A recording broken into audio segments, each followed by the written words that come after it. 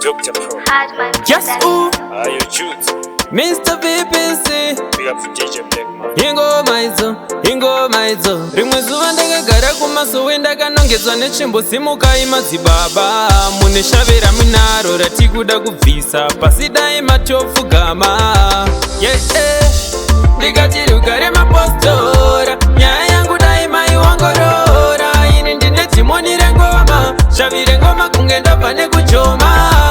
ndikati rugare mapostora nyaya yangu dai maiongorora ini ndine dhimoni rengoma shavire ngoma kunge ndabva nekujoma takanzova kuti repita anagos zvikanzi dhimoni rako iri raita los ndikati musandibate musaribvise nebos zvemangongongo ndakatoipasa kos zvikanzi naro kaitsi kubata musoro wangu kunge ndiwo varidzi ndakanyepedzera kufeinta zvebhaisi vakatora magate ndakadirwa saisi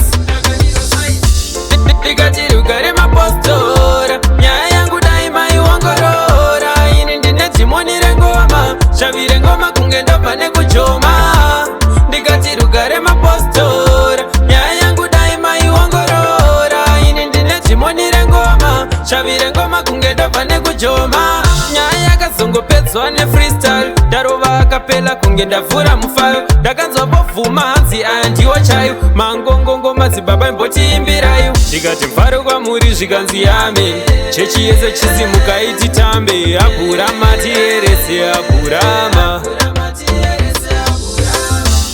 ndikati rugare mapostora nyaya yangu dai maiongorora ini ndine dhimoni rengoma shavire ngoma kunge ndabva nekujoma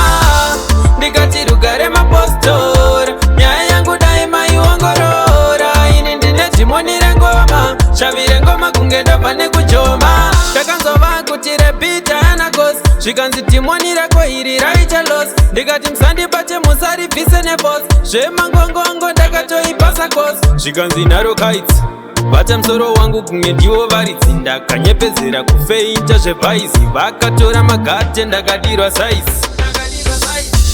ndikati rugare mapostora nyaya yangu dai maiongorora ini ndine dhimoni rengoma shavire ngoma kunge ndabva nekujoma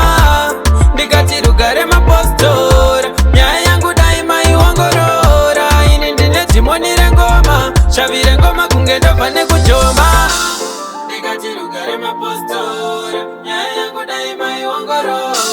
ini ndine dhimoni rengoma shavire ngoma kunge ndabva nekujoma